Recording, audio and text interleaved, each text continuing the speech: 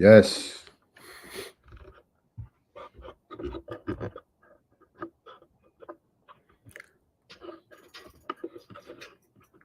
Boys back. Get some things set up here. Gonna have this conversation real quick. We're gonna go through this. It's crazy out here, man.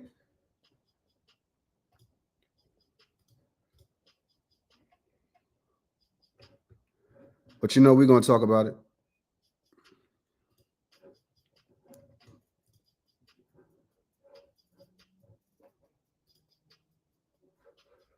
Yes.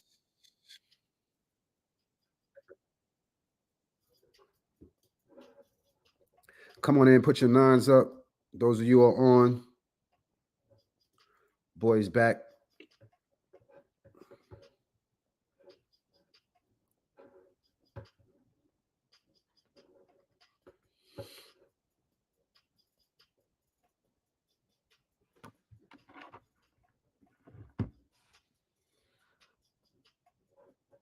Peace, peace.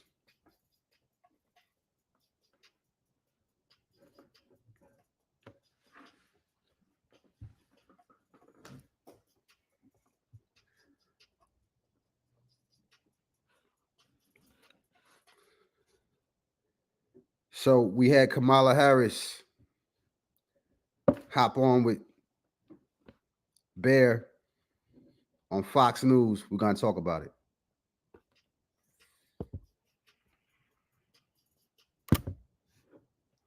I hope y'all got to catch the interview on Fox. But what we're going to do today is we're going to go ahead. We're going to get right into it if you didn't catch it. And we're going to talk about it. Madam Vice President, thank you for the time. Thank you. It's good to be with you, Brett. Voters tell pollsters all over the country and here in Pennsylvania that immigration is one of the key issues that they're looking at this election, and specifically the influx of illegal immigrants from more than 150 countries. Coming in hot. Illegal immigrants would you estimate your administration has released into the country over the last 3.5 years? Well, I'm glad you raised the issue of immigration because I agree with you. It is a topic of discussion that people want to rightly have. And you know what I'm going to talk about. Yeah, but right do you now, just a number? Do you think it's 1 million, 3 million? Brett, let's just get to the point. Okay, the point is that we have a Hold on. It's already hot. It's already hot. Brett ain't wasting no time going in. And she didn't waste any time getting agitated with the question. This is pretty clear already, just jumping out the gate. Let's see if she actually gives us a number and she can commit to that.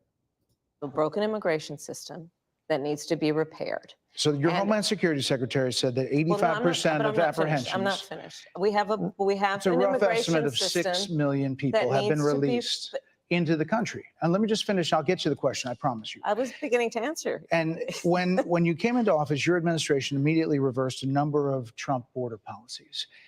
Most significantly, the policy that required illegal immigrants to be detained through deportation, either in the U.S. or in Mexico. And you switched that policy. They were released from custody awaiting trial. So instead, included in those were a large number of single men, adult men, who went on to commit heinous crimes. So looking back, do you regret the decision to terminate Remain in Mexico at the beginning of your administration? At the beginning of our administration, within practically hours of taking the oath, the first bill that we offered Congress, before we worked on infrastructure, before the Inflation Reduction Act, before the Chips and Science Act, before the bipartisan Safer Communities Act, the first bill, practically within hours of taking the oath, was a bill to fix our immigration system. Yes, ma'am. It was called the U.S. Citizenship Act of 2021. Exactly. It was essentially a pathway to citizenship for the... Yes, ma'am. May I finish responding, please? But you have to let me finish, You please. had the White House and the House and the Senate, I'm and they didn't bring up that bill. responding to the point you're raising, Okay. and I'd like to finish. Yes, ma'am. Laura Gillen was supported by the Yo, same radicals this who dude, backed man. cashless bail and All right, hold defunding on. our police. She accepted thousands in campaign contributions from them. That's the real Laura. I do gotta pause this. Yo, this dude is a tyrant with the questions. Like, he's not letting her off the hook at all. I like that, because this whole time we've been waiting for her to give us some answers. And it seems like the overall consensus for us is the fact that she does not answer questions. Now, the first question that he asked her was approximately how many people would you say have crossed the border, like, illegally?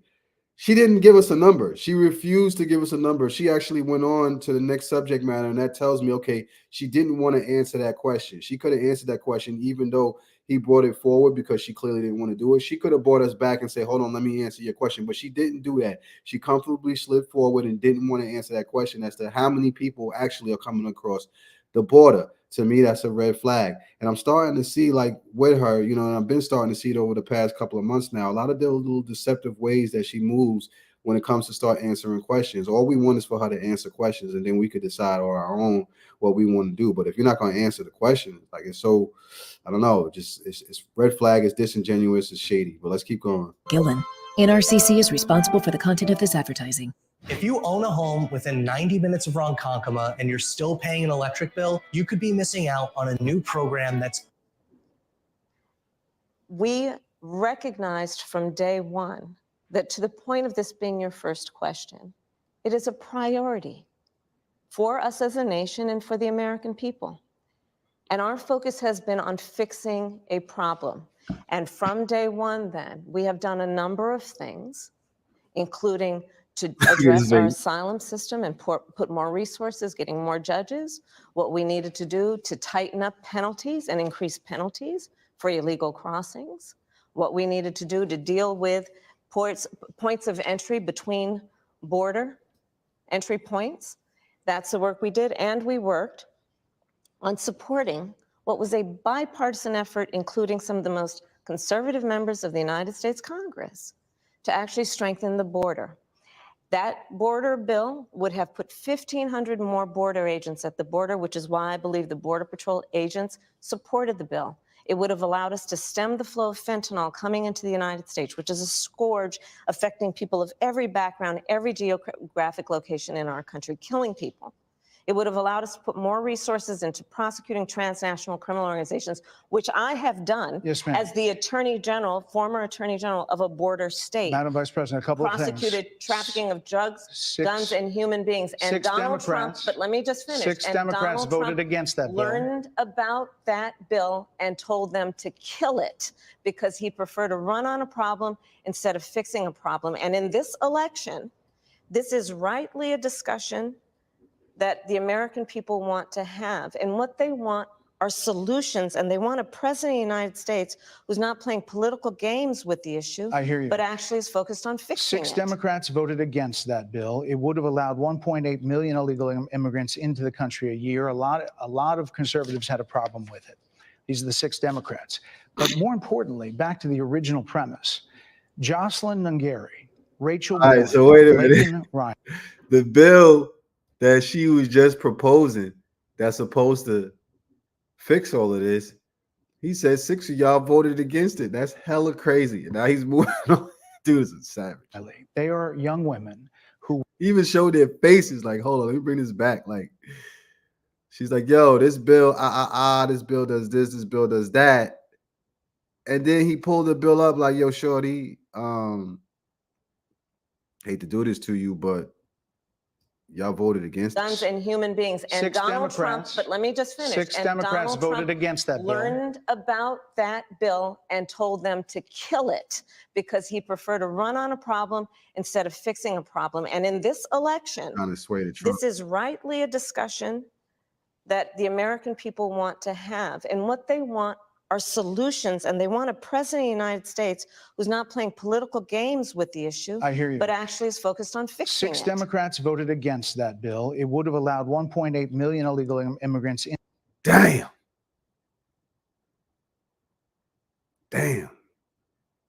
He put the pictures up like, these are the 6 Democrats that voted Bernie Sanders voted against it. This is all the people that said no. Cory Booker. I mean, what can we say? They voted against it. That's your people. Into the country a year. A lot of conservatives had a problem with it. These are the 6 Democrats. But more importantly, back to the original premise, Jocelyn Nungary, Rachel Morin, Laken Riley, they are young women who were brutally assaulted and killed by some of the men who were released at the beginning of the administration, well before a negotiated bipartisan bill. Former President Clinton actually referred to Laken Riley Sunday campaigning for you in Georgia, saying if those men had been properly vetted, Laken Riley probably would not have been killed. So if it wouldn't have happened, this is well before any negotiation. This is well before Donald Trump got involved in the politics. This is a specific policy decision by your administration to release these men into the country. So what I'm saying to you, do you owe Brett, those families an apology? Let me just say, first of all, those are tragic cases. There's no question about that. There's no question about that. And I can't imagine the pain that the families of those victims have experienced for a loss that should not have occurred. So that is true. It is also true that if a border security had actually been passed 9 months ago, it would be 9 months that we would have had more border agents at the border, more support for the folks who are working around the clock, trying to hold it all together. Madam Vice President. To ensure that no future harm would occur. And this election in 20 days will determine whether we have a president of the United States who actually cares more about fixing a problem, even if it is not to their political advantage in an election, because there was a solution, Brett. Madam Vice President, it was a policy decision in the early part of your administration. I will let one of the mothers talk about it. Take a listen. Because of the Biden-Harris administration open border policies catch and release, they were enrolled in the Alternatives to Detention program. This meant that they were released into the United States. It was not even a full 3 weeks later that they would take my daughter, Jocelyn Nungary's life. I believe the Biden-Harris administration open border policies are responsible for the death of my daughter. That's the early days. Yeah. So do you owe them an apology is what I'm saying. I will tell you that I am so sorry for her loss. I am so sorry for her loss. Sincerely. But let's talk about what is happening right now with an individual who does not want to participate in solutions. Let's talk about that as well. But do you want to answer in all fairness, I told you, I feel awful for what she and her family have experienced. During that time, you said repeatedly that the border was secure. When in your mind did it start becoming a crisis? It's like when you say but, everybody knows like it negates everything that you said prior to that. She gave like somewhat of a half-ass apology, kind of. Like she said she was sorry, she felt sorry or whatever. But then she says but and goes into this other stuff. Let's talk about this. That is wild, crazy, insensitive. Like, I'm sorry, B. Like she's a clown. That's clown shit. Like just sit on it for a minute. You know what I'm saying? Like talk about it for a minute before you move forward. You know what I mean? Just be like, but nah, like it's clear she wasn't prepared to talk about it and she just wants to move on to another subject matter that she's prepared for. That's what it sounds like. Crisis. I think we've had a broken immigration system. Repeatedly that the border was secure. When in your mind did it start becoming a crisis? I think we've had a broken immigration system transcending, by the way, Donald Trump's administration even before. Let's all be honest about that. I have no pride in saying that this is a perfect immigration system. I've been clear, I think we all are, that it needs to be fixed. We need more. I was just down at the border talking with border agents, and they will tell you, and I'm sure you probably, I know you investigate and you are a serious journalist. They will tell you, we need more judges. We need to process those cases faster. We need the support for those cases that should be prosecuted. They need more resources, and Congress ultimately is the only place that's going to get fixed, Brett. Well, that's how this system works. That's the premise of this question. There were 90 plus executive orders that were rescinded in the first days. Many of those were Trump border policies. I'm not going to stay here because There's other things to talk about, but you frequently talk to the Border Patrol Union for support of that bipartisan bill, and they did. They supported it. But they also just endorsed Donald Trump and said, you've been, quote, a failure with border security. Why do you think they said that? I think they're frustrated, and I get it. They want support. They want support, and that's what that border security bill would have done. These guys down at the border, these men and women, they're working hard. They're working around the clock. I get it. There's a lot of people that look back at what you said in 2019 when you first ran for president. And there have been changes, and you've talked about some of them. When it comes to immigration, you supported allowing immigrants in the country illegally to apply for driver's license, to qualify for free tuition at universities, to be enrolled in free health care. Do you still support those things? Listen, that was 5 years ago, and I'm very clear that I will follow the law. I have made that statement over and over again, and as Vice President of the United States, that's exactly what I've done, not to mention before. If that's the case, you chose a running mate, Tim Walz, governor of Minnesota, who signed those very things into state law. So do you support that? We are very clear, and I am very clear, as is Tim Walz, that we must support and enforce federal law, and that is exactly what we will do. So decriminalizing border crossings, like you said in 2019. I do not believe in decriminalizing border crossings, and I've not done that as vice president. I will not do that as president. So these are evolutions that you've had. But let's be very clear.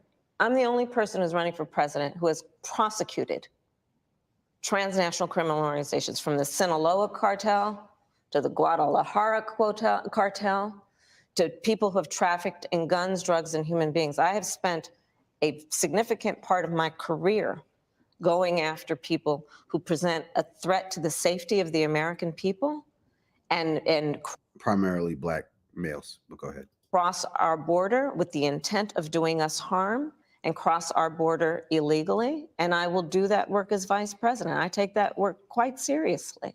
This is a time when voters, especially here in Pennsylvania, are inundated with commercials and ads. They just want it to stop because it's every commercial. But many of them add noise, but a few of them seem to break through. This particular one from the Trump campaign has gotten a lot of attention.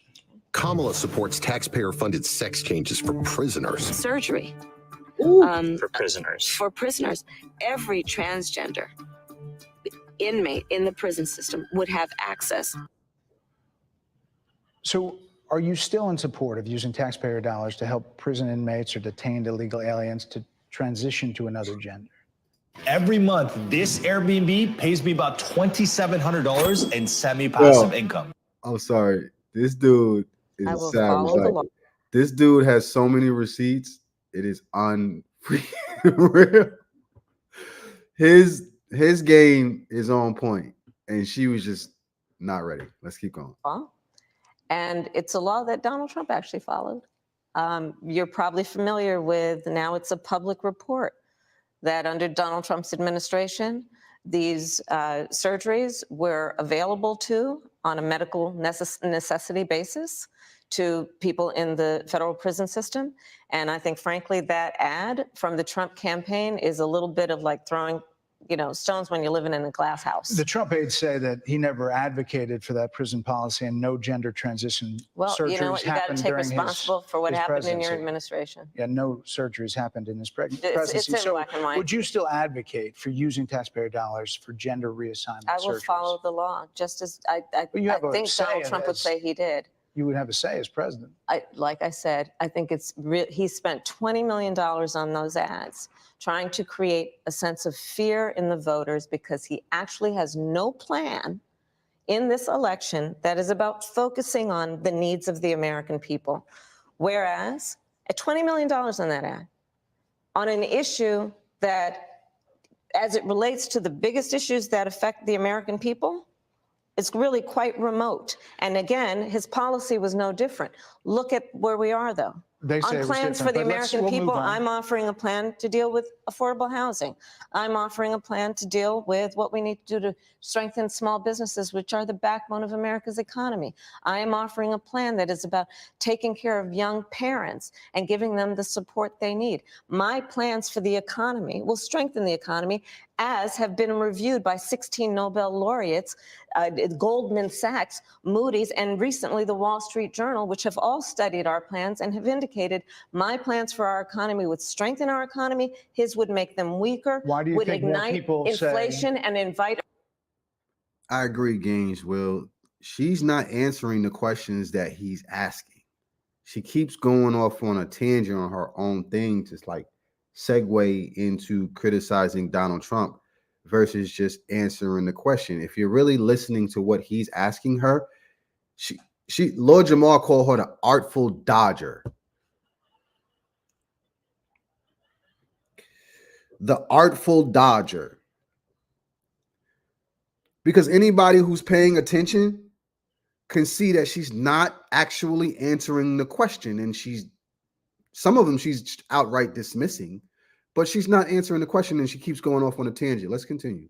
A recession by the middle of next year. Those are the facts. Why do you think more people say they trust him on the economy than they trust you? I think that when you look at an analysis of our plans for what we would do as president of the United States, it has been clear to those who study and understand how economic policy works that moving forward, because I do believe the American people are ready to turn the page on the divisiveness and the type of rhetoric that has come out of Donald Trump. People are ready to chart a new way forward, and they want a president who has a plan for the future and a plan that is sound. And what is she talking about? Turning the page? They're already in office. They're in the seat. What is she talking about when she says turning a page from what? From y'all? It's not. It just doesn't make sense.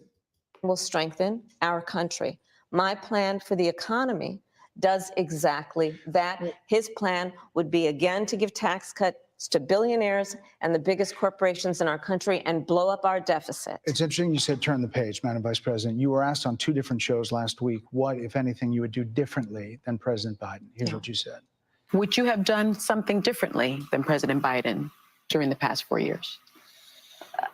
There is not a thing that comes to mind in terms of, and I've been a part of most of the decisions that have had impact. Under a Harris administration, what would the major changes be and what would stay the same? Sure. Well, I mean, I'm obviously not Joe Biden. I know. And so that would be one change in terms of, but also I think it's important to say with, 28 days to go, I'm not Donald Trump. So you're not Joe Biden, you're not Donald Trump, but nothing comes to mind that you would do differently? Let me be very clear. My presidency will not be a continuation of Joe Biden's presidency. And like every new president that comes into office, I will bring my life experiences, my professional experiences, and fresh and new ideas. I represent a new generation of leadership. I, for example, am someone who has not spent the majority of my career in Washington, D.C. I invite ideas, whether it be from the Republicans who are supporting me, who were just on stage with me minutes ago, and the business sector, and others who can contribute to the decisions that I make about, for example, my plan for increasing the supply of housing in America and bringing down the cost of housing, addressing the issue of small businesses, which is about working with the private sector to bring more capital and access to capital to our small business leaders, including my plan for a $25,000 down payment assistance for first-time home buyers and for small businesses, extending the tax deduction from $5,000 to $50,000. We've heard a lot about those plans in recent days. Your campaign slogan is a new way forward, and it's time to turn the page. You've been vice president for 3.5 years. So what are you turning the page from? Facts. Well, first of all, turning the page from the last decade in which we've been burdened with the kind of rhetoric coming from Donald Trump that has been designed and implemented to divide our country and have Americans literally point fingers at each other. Rhetoric and an approach to leadership that suggests that the strength of a leader is based on who you beat down instead of what we all know. The strength of leadership is based on who you lift up. The strength of an American president, which is one who understands that the vast majority of us have more in common than what separates us. Madam That Vice is President, more than turning the page. 70% of people That is tell about turning the pollsters- page on rhetoric that people are frankly exhausted of, Brett. More than People are 70% of people exhausted. tell the country is on the wrong track. They say the country is on the wrong track. Damn. If it's on the wrong track, that track follows 3.5 years of you being vice president and President Biden being president. That is what they're saying, 79% of them. Why are they saying that? If you're turning the page, you've been in office for 3.5 years. And Donald Trump has been running for office. But you've been since- the person holding the office. Come on. Madam You Vice and I President. both know what I'm talking about. You and I both know what I'm talking I actually about. don't. What are you talking about? What I'm talking about is that What over the hell are you last talking decade, about? But you're people the have lever of become, power. but listen, over the last decade, it is clear to me, and certainly the Republicans who are on stage with me, the former chief of staff to the president, Donald Trump, former defense secretaries, national security advisor, and his vice president. One, that he is unfit to serve, that he is unstable, that he is dangerous, and that people are exhausted with someone who professes to be a leader who spends full time demeaning and engaging in How did we get here? Shorty, that's not what he asked you. How did we get on to the conversation of Donald Trump when he's asking you about the last 3.5 years? What are you talking about? What are you talking about? Don't waste our time on here. Don't waste our time on here. She is the artful dodger. He said, let me go back. He's talking about the last 3.5 years and how American people are saying, 79% of them are saying we're on the wrong track, in the wrong direction. And she's starting to bring up Donald Trump. This chick is nuts. She's bugged the fuck out. Let me go back. Let me go back. This shit is crazy, bro. The Republicans who are on been running for office. What the hell is 3.5 years of you being vice president and President Biden being president. That is what they're saying, 79% of them. Why are they saying that? If you're turning the page, you've been in office for 3.5 years. And Donald Trump has been running for office. Shut the fuck up.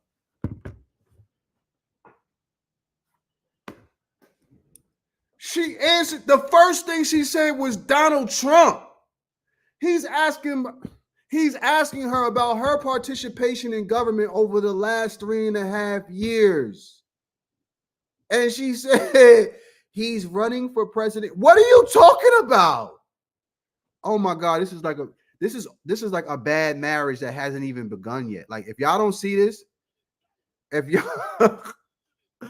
y'all don't see that this is bad, I don't know what to tell you. You know what I'm saying? Because we're not voting off of skin color. We voting off of policy.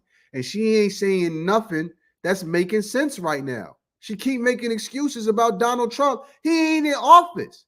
The specific question is, what the hell are we turning the page from if you've been in there for 3.5 years and the American people say we on the wrong track?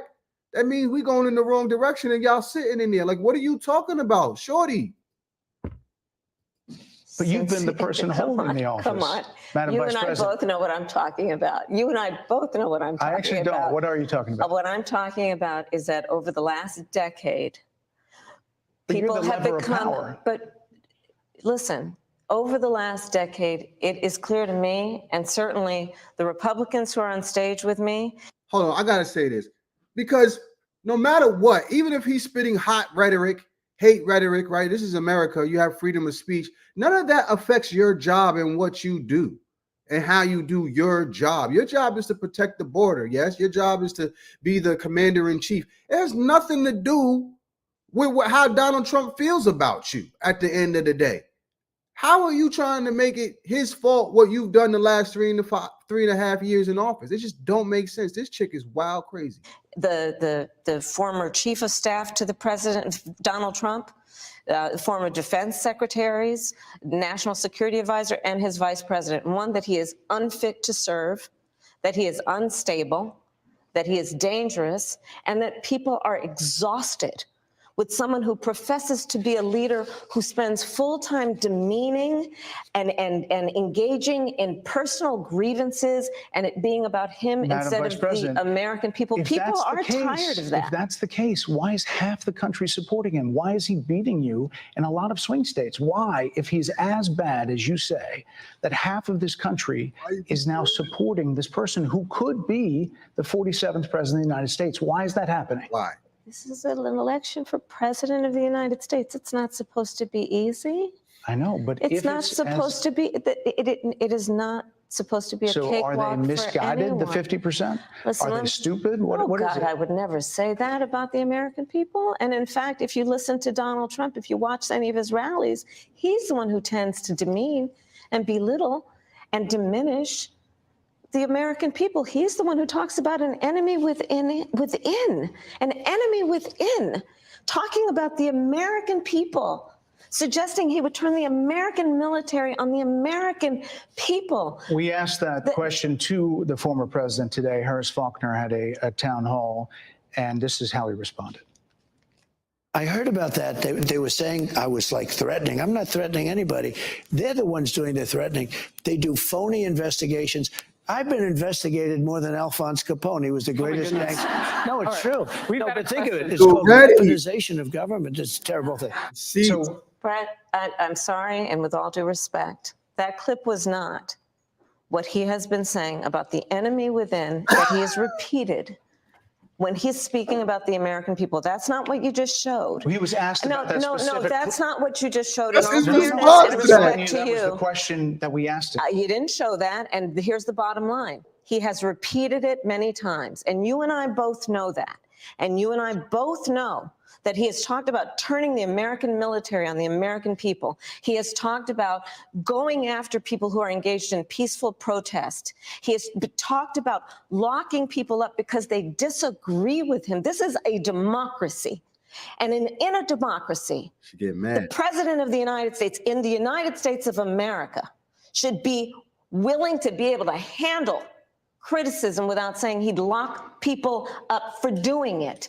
And this is what is at stake, which is why you have someone like the former chairman of the Joint Chiefs of Staff saying what Mark Milley has said about Donald Trump being a threat to the United States of America. He's quoted in the Bob Woodward book that way, yes. Let me ask you this, Madam Vice President. You call Donald Trump, you call Donald Trump, he's misguided. You say now he's unstable. He is unstable, Brett. He's not well. You say he's mentally not stable. He's not stable. Let me ask you this. You told many interviewers that Joe Biden was on his game, that ran around circles on his staff. When did you first notice that President Biden's mental faculties appeared diminished? Under Biden and Harris, the number of migrants in the U.S. doubled. And just when we thought it couldn't get any worse, they proposed letting 2 million more cross the southern border each year. Laura Gillen supported it. Gillen promised open borders, billions of dollars in taxpayer-funded benefits for migrants, and the right to vote in our elections. I'm Anthony D'Esposito, and I approve this message because we must secure the border. The thing that I always knew that I did not want to work for anyone else. There are over 14 million. Joe Biden, I have watched from the Oval Office to the Situation Room. Hold on. We got to talk about this real quick. Dude was like, you say that Donald Trump is out of his mind and unstable. When did you notice that Joe Biden was losing it? And this is her response. And he has the judgment and the experience to do exactly what he has done in making very important decisions on behalf of the American people. There were no concerns raised? Brett, Joe Biden is not on ballot. I understand. And Donald Trump but is. You talked about it. And Donald Trump After George Clooney said within a few minutes of talking to President Biden at a fundraiser that he thought this was not the same Joe Biden that we saw on the debate stage. Donald Trump is on the ballot. I understand. You met with him at least once a week for 3.5 years. You didn't have any concerns?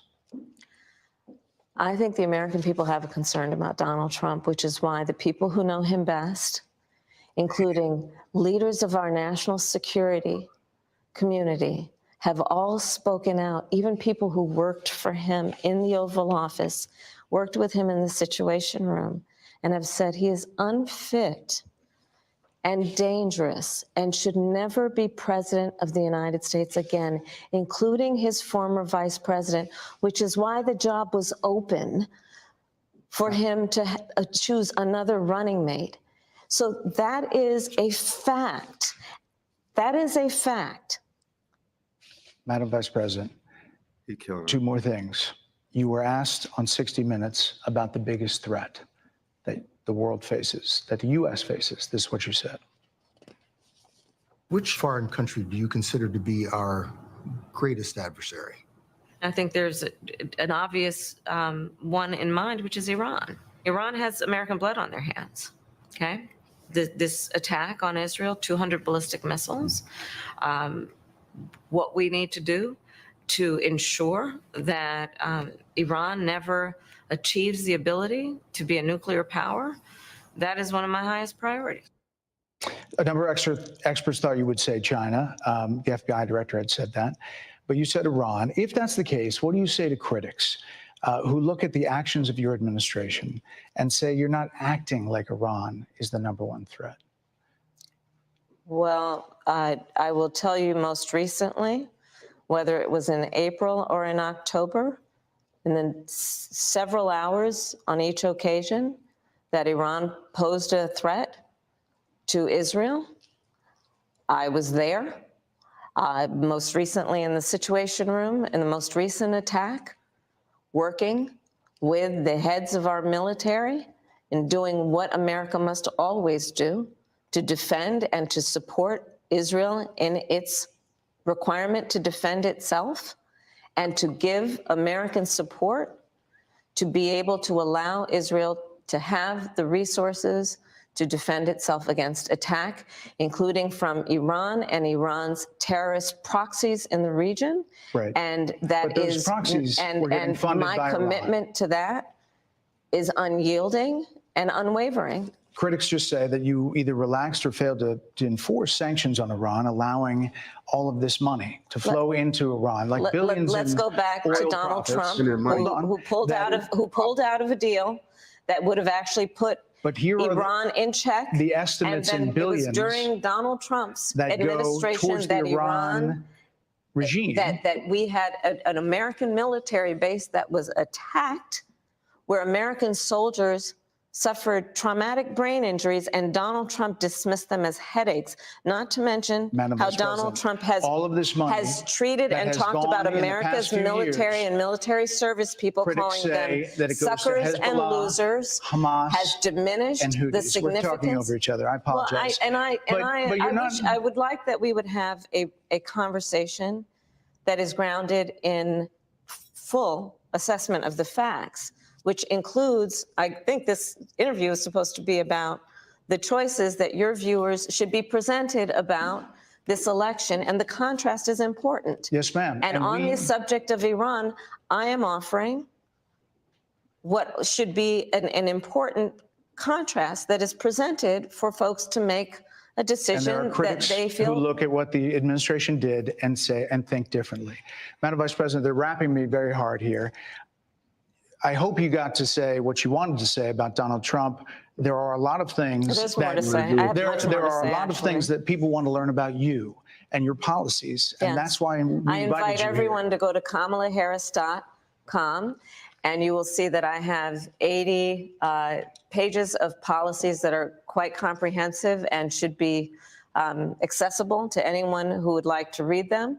And it includes what I intend to do about affordable housing, what I intend to do about small businesses, what I do. And that's why we invited you here to see where you were in 2019 and where you are now. America's military and ensure we have the most lethal and best fighting force in the world. Madam Vice President, and they're giving me a hard rap Well, here. I thank you for the time. I thank you for the time. It's good to meet you. Thank you very much. Thank you. Hey, Sean. Wow. Wow. That was crazy. That.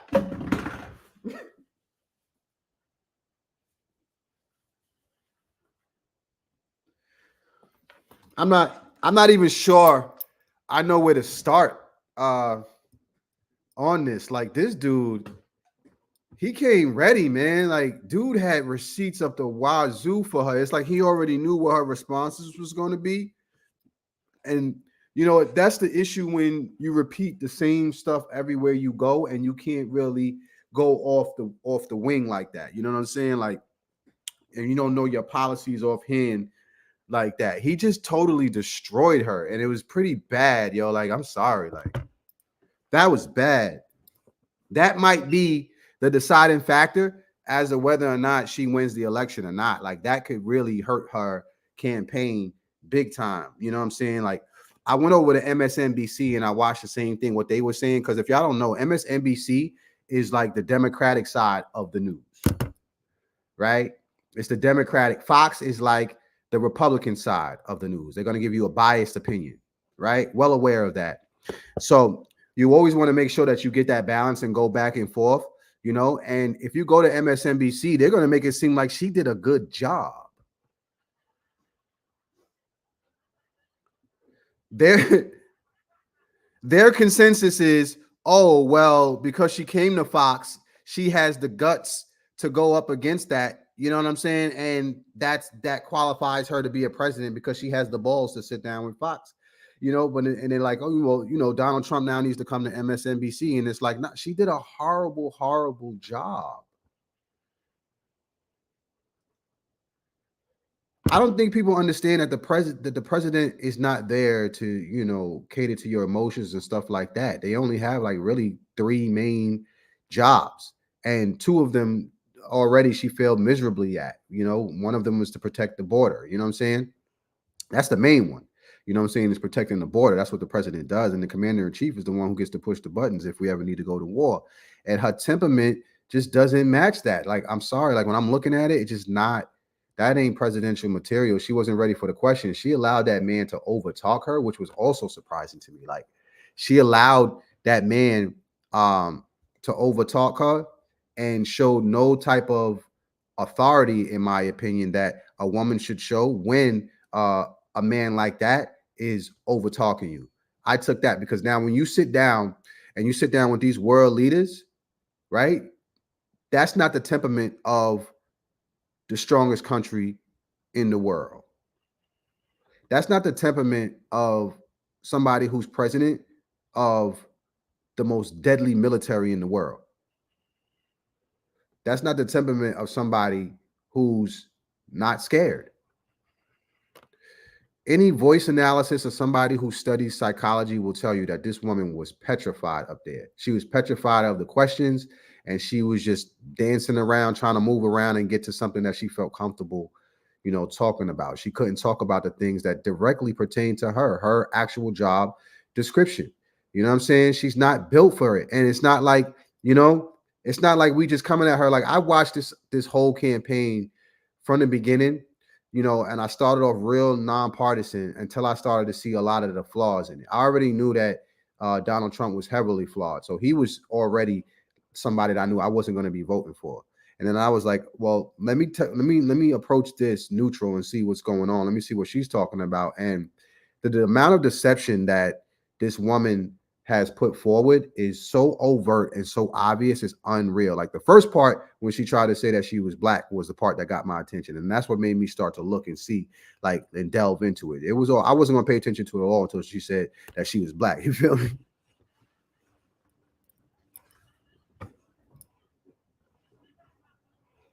I wasn't going to pay attention at all to say she was black. Once she said she was black, I was like, all right, we got to delve into this because I know what black looked like, and this ain't passing the smell test. You know what I'm saying? So I was like, let me delve into that. And then, you know, I already did the due diligence on that, and I already know this woman is not black. There ain't no way you're going to be able to convince me of that in any shape, form, or fashion. Sorry. I know what black look like. Okay. Let's deal with it. Second Rod said, no, she was there to break through the Fox bubble that their listeners only hear lies and no real facts to gain folks. It was good she went there. I disagree 100%. Sorry. I disagree. That wasn't the play. That wasn't a play. And all of the Democrats now know that wasn't a play. That was not a play. Why do you think they had to cut the feed so short so quickly? She was killing herself up there. She was killing herself up there. Okay. That man had so many receipts. He had so many receipts. It looked like he was doing the acts with her. Like he went shopping with her. His receipt game was mean. It was mean. The questions, her answers, he had rebuttals for from Donald Trump. That's wild crazy. You know what I'm saying? So it was not a good look for her at all. If you look around, you know, you'll see that all the polls are saying she's even more down than she was before because of that interview. And that is a fact. That is a fact. So she's got a lot of ground to make up in the next couple of days, and it's going to be real hard. That's why she's doing these runs. I think she's supposed to go on Joe Rogan or something like that, but it's really not a good look for her because when it comes to answering questions, the dialogue back and forth, she's not good at it at all, and it's pretty clear. That's why she took so long to, you know, speak to the people and answer questions and things of that nature, because she's not good at all. She sounds and looks good on paper, but in reality, you know, she's a deer in headlights when she's got to sit down and talk to real people. That's just what it is. So we have to be really, really, you know, intentful as to who we're looking and who we're voting for. If you're going to be voting, you know what I'm saying? I will not vote this year. I refuse. I'm independent. I'm registered independent. I'm a state independent. You know, I don't believe in either party, but I know when somebody's lying and somebody's trying to attack black men and trying to attack black people. And I know when somebody is trying to make something up. It's just pretty clear and evident that this woman is not who she says she is. And a lot of this is going to start unrolling in the future. So it's early, but not that early that you can't see the flags already, that she's not who she, even if she wins, you will not get what she's saying that you're going to get. You best believe that. You best believe that. Yeah, she ain't come to New York. Like if she came to New York, peace to Alicia. If she came to New York, I would pull up on her. I pulled up on Donald Trump. I pulled up on his rally to see what it was, asked a lot of different questions, different people and stuff like that. If she was to actually apply herself and come to New York, she thinks she got it in the bag in New York. But I don't think she realized that many people have turned against her. After what I saw at the Donald Trump rally, I don't think she actually realizes that she got a lot of work to do, and it ain't that easy. You ain't gonna just walk through here and not get elected. You know, she was selected to be in the spot that she's in, but you got to be elected into this presidency because people are aware and they know what's going on. So, you know, just from watching this video, it shows you everything that you needed to know, you know, about this woman. If you really study analysis, if you really study body language analysis, you can see that this woman was nervous and she was lying. You know, this woman was like Lord Jamaar said, the artful dodger. She dodged from the very beginning. The very first question: how many people did you let into the border? She said, "Let me be clear," and she just went on something else. She just started going off on a tangent to segue into Donald Trump, and everybody saw it. Everybody saw it.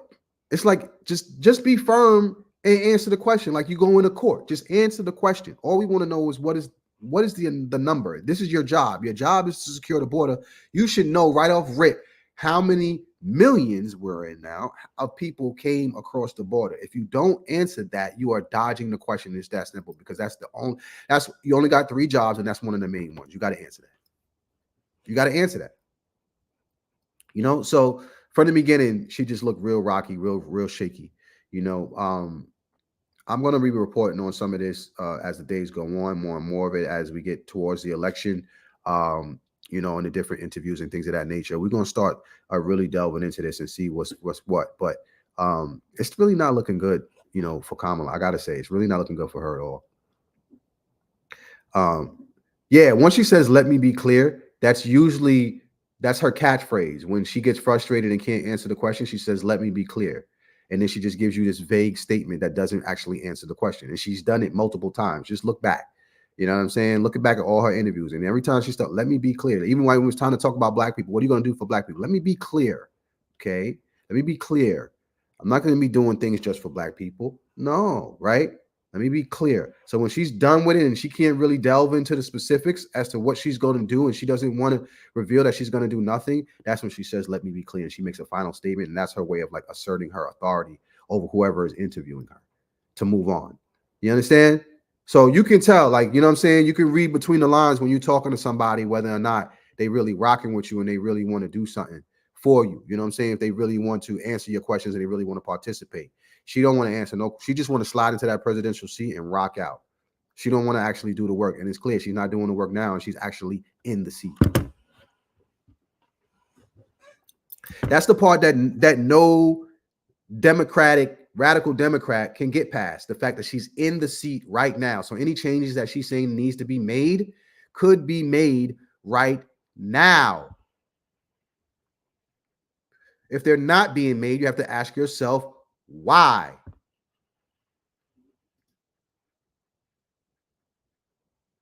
There's really no excuses. So, you know, with that, I'm going to keep my eye on it. I'm going to keep reporting on it. And if y'all want to keep coming back and talking about it, you know, we could bring people up. People want to talk about it, stuff like that. I'll open the floor too, and we'll do that in the future and stuff like that. But expect me to start making, you know, my rounds here on YouTube with y'all. And yeah, just stick with your boy. Make sure you put your notifications on, smash the like button. You know what I mean? Make a comment, do all that good stuff. You know what I'm saying? So we can get the numbers rolling. Because we about to get into this. All right. I appreciate y'all. I love y'all. May the divine force in me, good divine force in you, and may you manifest every heart's desire. See y'all soon.